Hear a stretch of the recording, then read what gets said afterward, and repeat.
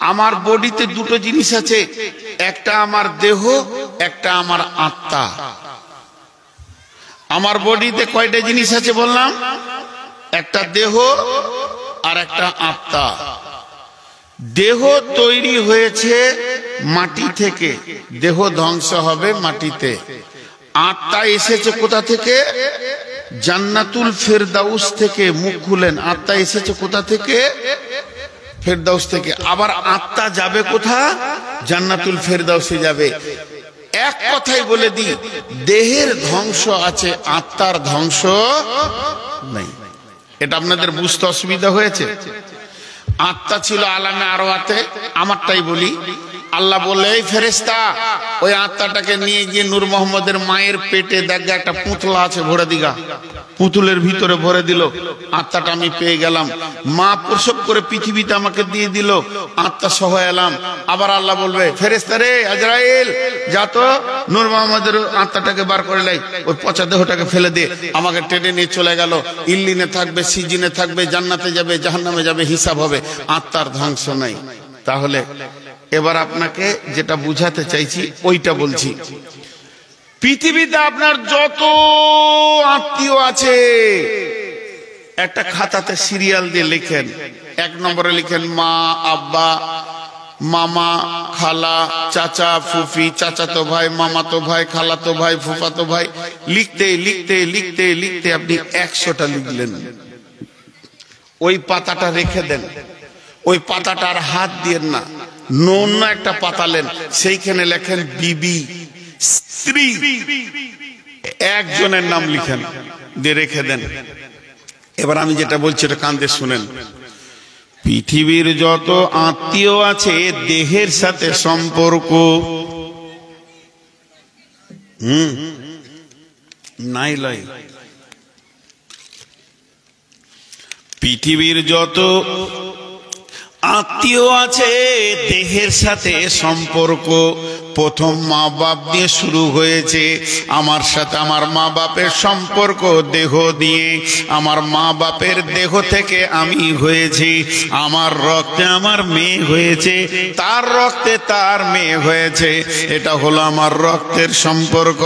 তাহলে পৃথিবীতে যত আত্মীয় আছে দেহের সাথে সম্পর্ক। কিন্তু বন্ধুরে, একটি খালি আত্মীয় আছে যার নাম হলো স্ত্রী, সেটা হলো আত্মার সঙ্গে সম্পর্ক। তাহলে পৃথিবীতে যত আত্মীয় আছে দেহের সাথে সম্পর্ক, স্ত্রী খালি আত্মার সঙ্গে সম্পর্ক। তা এবার ধরেলেন, কবরে মানুষ পেরেশানিতে থাকবে, সুখে থাকবে, দুঃখে থাকবে। কিয়ামতের মাঠে মানুষ নাফসি নাফসি নাফসি নাফসি নাফসি নাফসি করবে, কেউ কাউকে মনে রাখতে পারবে না। এরপরে চলেন জাহান্নাম। জাহান্নাম তো মনে রাখার জায়গা নয়, নিজেকে নিয়ে পেরেশান। কিন্তু বন্ধুরে, জান্নাত হলো সুখের জায়গা। টেনশন নাই, ঘুরো, আনন্দ করো, সুখের জায়গা। জান্নাতে কোনো টেনশন নাই, জান্নাত হলো সুখের জায়গা। সুখ আর সুখ, সেদিন কেউ কাউকে ভুলবে না। আত্মীয়র মধ্যে যেমন পৃথিবীতে কুটুম বাড়ি আত্মীয় যাওয়া আসা হয়, জান্নাতের ভিতরে আত্মীয় যাওয়া আসা করবে। তবে জান্নাত গুলো কেমন হবে? আমার জান্নাত আলাদা, আমার আব্বার জান্নাত আলাদা, আমার মায়ের জান্নাত আলাদা, আমার মামার জান্নাত আলাদা, আমার চাচার জান্নাত আলাদা, আমার খালার জান্নাত আলাদা, আমার ফুফির জান্নাত আলাদা। এরা আমার রক্তের আত্মীয়। তারপরও জান্নাত একটা হবে না, সবাই নিজের নিজের জান্নাতে আনন্দ করবে। তার কারণ হলো এগুলো আমার দেহের আত্মীয়। আর একটা আত্মীয় হলো আত্মার আত্মীয়। আত্মাকে যে শান্তি দিতে পারে তার নাম হলো বিবি, আর তারই নাম হলো স্বামী। এদের জান্নাত কিন্তু আলাদা হবে না। স্বামী স্ত্রী যদি দুজনই জান্নাতি হয়, আল্লাহ দুজন কি একই জান্নাতে একটা খাটি শোয়াবে। নন্দেরা খালি রেগে মরছে। এবার কি করবি? মাথা ঠুমকা।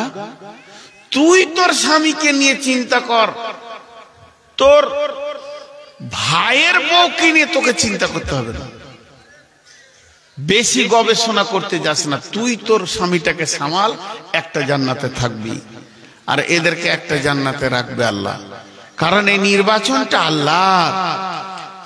তাহলে আল্লাহ তাবারক ওয়া তাআলা বলছেন লিতাসকুনু ইলাইহা, জান্নাতের শান্তি তোর ভাবি তোর ভাইকে দেবে, তুই দিবি? তুই তো হারাম, তাহলে তুই কেন এখানে মাথা ভরতে যাচ্ছিস? এখানে আবার একটা যুক্তি কথা বলবো আপনাদেরকে, যে স্বামী স্ত্রীর সম্পর্কটা আল্লাহর নির্বাচিত সম্পর্ক। আল্লাহ কত ভালোবাসেন এদেরকে। এরা দুইজন যখন আনন্দে একটা রাত কাটায়, বড় বড় মুফাসসিরিনরা বলছেন স্বামী স্ত্রীতে যদি যে রাতে কোনো ঝগড়া ফাসাদ হলো না, দুইজন আনন্দে রাতে শুলো আর ভোরবেলায় উঠলো, আর ইয়ং দুজনেই সারা রাত নফল ইবাদতের নেকি পাবে, সারা রাত নফল ইবাদতের নেকি পাবে। কিন্তু আমার যেগুলো খালামা আছে এখানে, মানে আমার বয়সে অনেক বড়, হিসাব করে অঙ্ক করে দেখতে গেলে ওই মেয়েটার পেটে আমার জন্ম, আমার যা বয়স, সেই খালাদের হাতগুলো ধরে দুটো কথা বলছি, এই পৃথিবীতে সব থেকে বড় জালেম হলো শাশুড়ি। এক একটা বউকে যা অত্যাচার করে শাশুড়ি, খালামারা। কেন? একটা ছোট্ট অরিজিনাল ঘটনা শোনাচ্ছি, এটা গল্প নয়।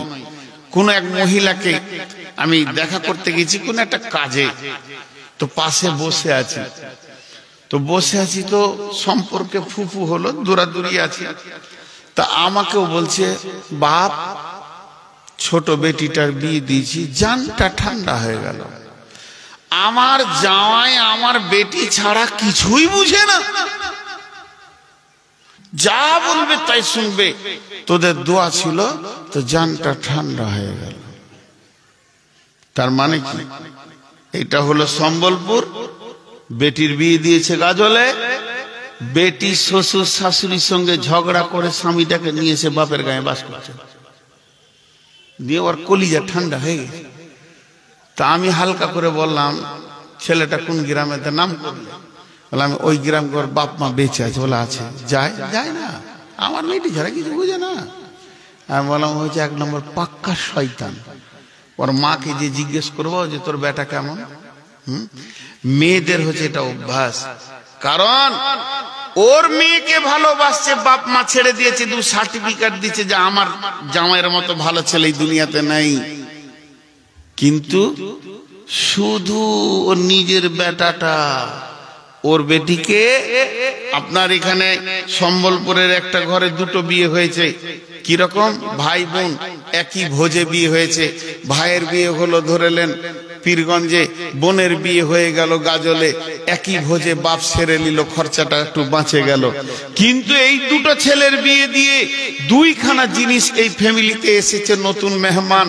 বোনের পরিবর্তে পেয়েছে একটা জামাই, বাড়ি একটা ফ্যামিলি, নতুন মেহমান। আর ভাইটার বিয়ে দিয়ে ঘরে একটা বৌমা পেয়েছে, তাহলে দুটো নতুন মানুষ আছে।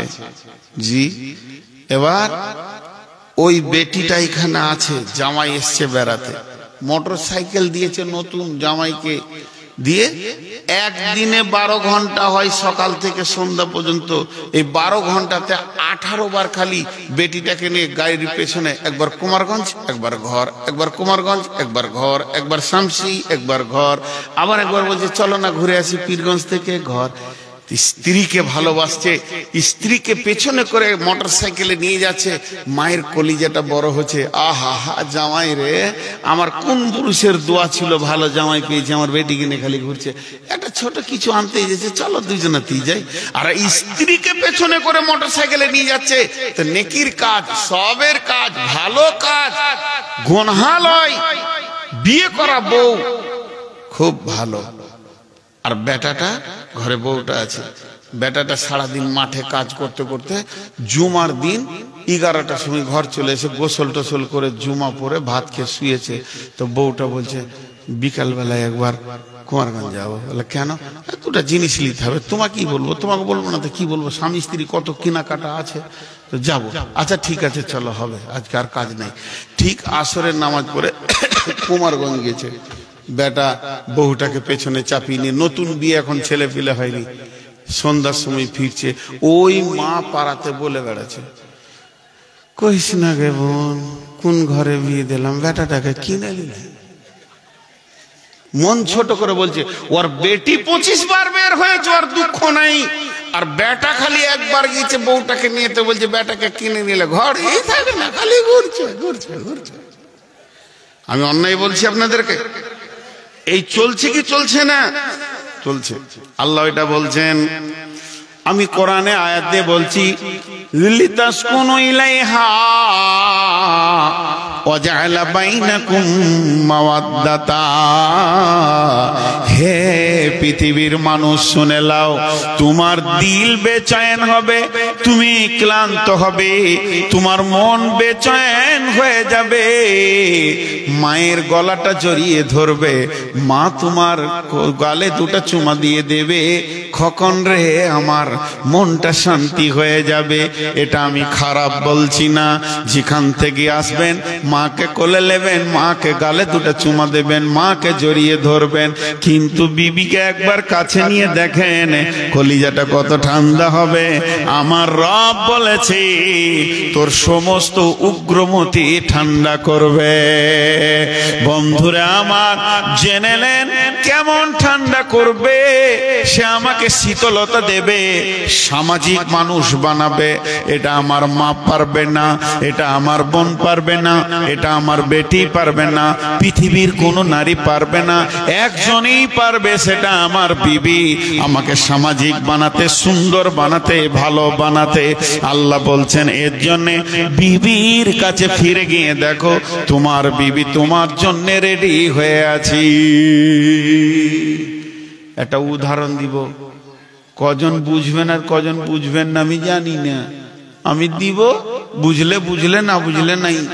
এত খোলাখুলি বলবো না, অনেক ছোট ছেলে আছে। সেটা হচ্ছে কি, একজন আমার বন্ধু, ধরেন আপনার গ্রামে আমার বন্ধু 5 লাখ টাকা নিয়ে এসছে ব্যাংক থেকে, টাকাগুলা গুনছে। আর টাকা এমন একটা জিনিস, দেখলি হাত সুসুর করছে। আমি খালি এরকম করছি, হায়রে আল্লাহ, এত নোট একা গুনবে রে, আমাকে একটা হাত দিতে দিছে না। যদি ওই টাকাতে হাত দিয়ে দিতে, প্রথম শব্দ হবে চোর চোর চোর, আর পায়ের জুতা মালটা এবার শুরু করবে ধুপ ধাপ, চোর। হাজির টাকায় হাত দিলে চোর বলবি কি বলবে না? তো ওর টাকা দেখে যখন তোর হাত সুরসুর করছে, তো তোরও তো স্টেট ব্যাংকে বই আছে, যা নাম্বার দিগা 5 লাখ বার করে নিছে, তুইও লার, কচাল, অসুবিধা নাই। কোন অসুবিধা আছে কি? নেই। আল্লাহ তাবারাক ওয়া তাআলা বলছেন, এটা একবার বলবো, দুইবার বলবো না, এক চান্সে বুঝে নিতে হবে। আল্লাহ তাবারাক ওয়া তাআলা বলছেন, পুরুষরে যখন তুই কারো বেটিকে দেখে নিবি, কারো বউকে দেখে নিবি, কারো খালাকে দেখে নিবি, কারো ফুফুকে দেখে নিবি, কারো মেয়েকে দেখে নিবি, যদি তোর মগজে উগ্র মূর্তি চলে আসে আর তুই সামালতে পারছিস না, এত সুন্দর মহিলা, মহিলা কি জিনিস, এটা যদি তোর মাথায় হয়, তাহলে ওর গায়ে হাত দিতে যাস না। চোর লুচ্চা বলে পিটে তোর চামড়া তুলে নিবে। তুই বাড়ি চলে যা, তোর বাড়িতে যেটা বিবি রাখা আছে, এই ব্যাংকে যে বই আছে, ওই ব্যাংকেই সেই নোটগুলি আছে। তুই যাকে দেখছিস তার কাছে যে সম্পদগুলি আছে, যেটা তোর ঘরের বিবি, তার বডিতেই অতগুলো মাল লাগানো আছে। তাকে তুই গলায় জড়িয়ে ধরগা, কোলে তুলে নিগা, চুমা খাগা, ব্যবহার করগা, তোকে সে শান্তি করে দেবে। তোর উগ্রমতি ঠান্ডা করে দিয়ে, লাখ সাবান দিয়ে গোসল করিয়ে তোকে সমাজে বের করে দেবে। পৃথিবীর কেউ তোর গায়ে হাত দিবে না, তোকে লুচ্চা বলবে না, তোকে মারবে না। আমার বিবি আমার কি করে? আমার বিবি আমার দুটো কাজে লাগে। 1 নম্বর, আমার চরিত্রকে সে আটকে রেখেছে। যদি আমার বিবি না থাকতো, আমার উগ্রমতি অন্য মেয়ের গায়ে হাত দিয়ে দিত, তাহলে আমাকে সে সামাজিক মানুষ বানিয়ে রেখেছে। 2 নম্বরে, আমার রক্তে আমার বিচে আমার সন্তান আমার কোলে সে তুলে দেয়, সে বহন করে পেটে, দুধ পান করায়, পায়খানা পেশাব সাফ করে, এত বড় কাজ করে আমার রক্তের ছেলেটা আমার কোলে তুলে দেয়। এর মতো দামি আর পৃথিবীতে বন্ধু কে হতে পারে? পৃথিবীতে এর মতো দামি বান্ধবী আর কে হতে পারে? এর থেকে দামি বান্ধবী আর পৃথিবীতে নাই। হযরত উমরের জামানায় একজন স্বামী স্ত্রী ঝগড়া করেছে, বুঝলেন, খুব রাগারাগি। তো রেগে বলছে, দাঁড়া, তোকে ঠান্ডা করছি। আমি উমরের কাছে চললাম, উমরকে গিয়ে তোর বিরুদ্ধে বলবো, আর তোর যে পিটানি হবে তুই বুঝবি যে স্বামীর সঙ্গে এরকম ঝগড়া করা কেমন। তো উমরের কাছে চলে গেছে, তো দরজায় ধাক্কা দিচ্ছে, তো তখনও শুনছে উমরের বিবি উমরকে বকছে, উমরের বিবি উমরকে বকছে। যার কাছে বিচার আনতে গেছে সেই আবার চুল বের হয় না, ওষুধ আনবে, তা টাক মাথা ডাক্তার। আচ্ছা, টাক মাথা ডাক্তারের কাছে যদি কেউ চুলের ওষুধ আনে, এর মতো পাগলার পেশেন্ট আর কেউ আছে? ও নিজেরই চুল বার হয় না, লোককে চুলের ওষুধ দিবে, কোন ব্যাপার? তো উমরের বিবি উমরকে বকছে, ও তখন ঘুরে পালিয়ে গেছে। ও যখন পালিয়ে চলে যাচ্ছে, তো উমর দরজার শব্দটা শুনে দরজাটা খুলে বলছে, ওই ওই আল্লাহর বান্দা। তো ওইখান থেকে উত্তর দিছে, কাজ হয়ে গেছে, আর কিছু নাই, যেটার জন্য এলাম। আচ্ছা, তুমি কি জন্য এসছো? শুনো শুনো শুনো। যখন একটু ঘন করে দেখেছে, তো কাছে এলো, তখন বলছে, হুজুর, আমার বউটা খুব বকে, তো আপনার কাছে এসেছিলাম যে একটু শাসন করে দেবেন। তো এসে দেখছি তো আপনার ঘরে তো সেলাই মেশিন চলছে, এর মুখ তো বন্ধ নাই, হ্যাঁ, তা আপনি কি করে সহ্য করছেন? তা আমি ভেবে নিলাম ওটা সহ্য করারই সাবজেক্ট, এর জন্য বাড়ি চলে গেছি, আর দরকার নাই। তখন হযরত উমর বলছেন, শোনো, সে আমার মাথা দাবে, পা দাবে, সে আমাকে তেল মাখিয়ে দেয়, সে আমার বাচ্চা মানুষ করে, আমার বাচ্চার পায়খানা পেশাব সাজ করে, সে আমার বাচ্চাকে দুধ খাওয়ায়, সে আমার বাচ্চাগুলো পেটে করে বহন করে, সে আমাকে ভালো ভালো রান্না করে খাওয়ায়। এতগুলো কাজ যখন সে একাই চালিয়ে যায়, তাহলে খালি বকলে তা অসুবিধা কি আছে? বকু, টাইমে তো ভাতটা পেয়ে নিব, বড়ি রান্না, অসুবিধা কি আছে?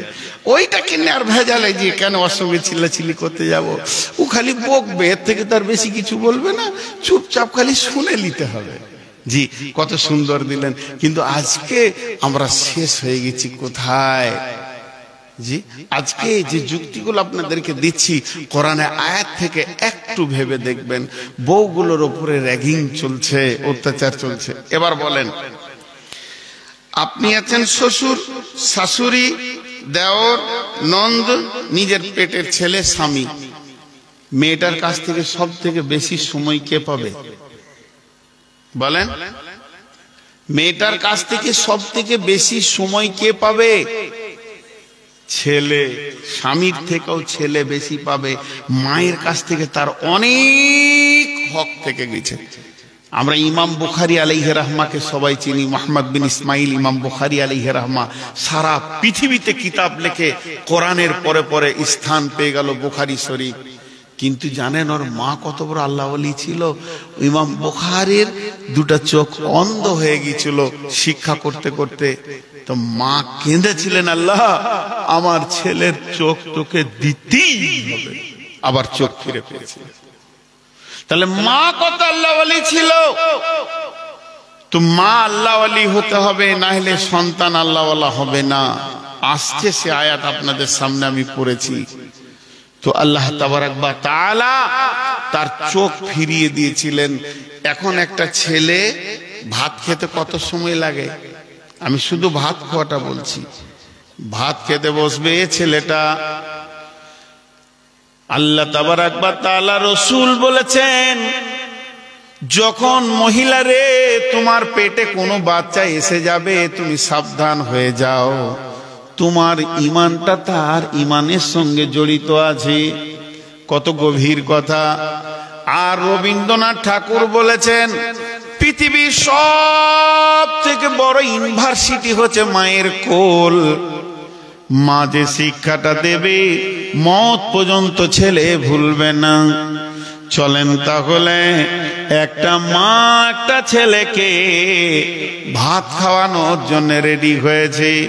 এবার ছেলেটা আসবে, মা ভাত দাও। সঙ্গে সঙ্গে মা বলবে, বেটা চলো আগে হাতটাকে কচলে ধুয়ে নি। নবীজি বলেছেন খাওয়ার আগে তুমি হাত ধুবে। একটা হাদিস মুখস্থ হয়ে গেল, আগে কচলে হাত ধুতে হবে, হাত মুখ না ধোয়া পর্যন্ত খাওয়া যাবে না। কে বলেছেন? কে বলেছেন?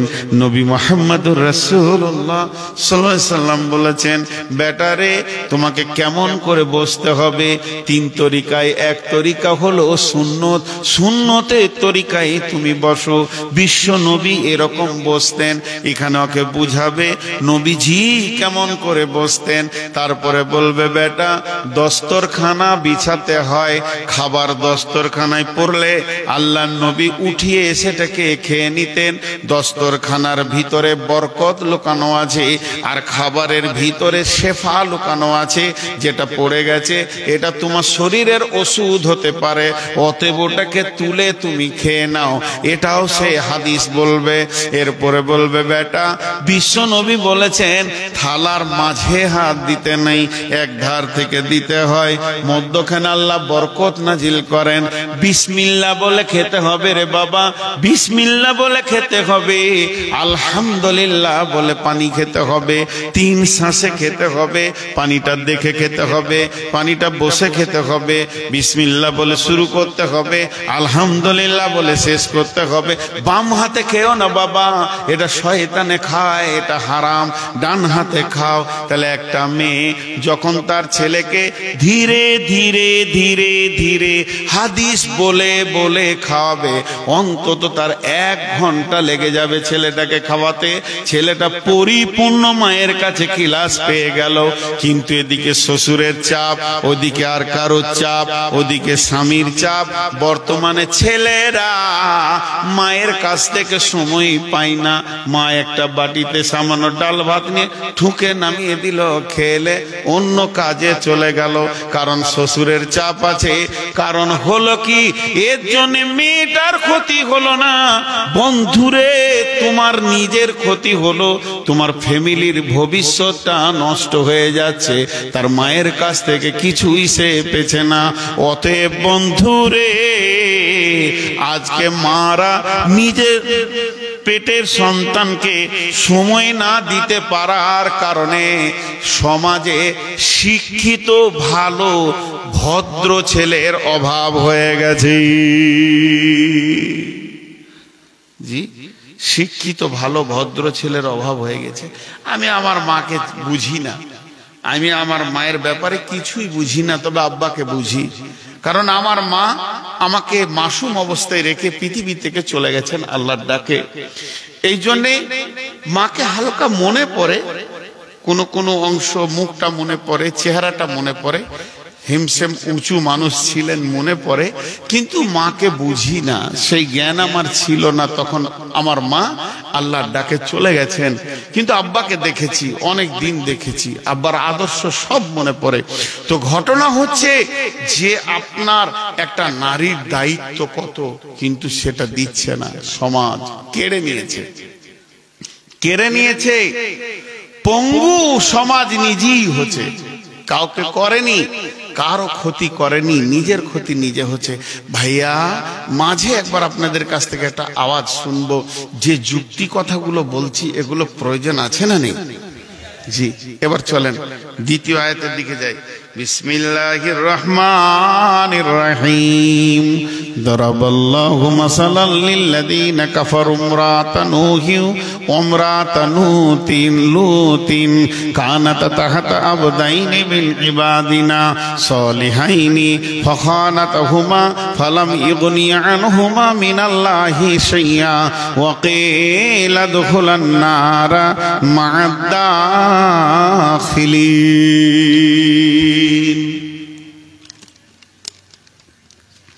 মা বোন সবর করেন। পালাইছেন নাকি?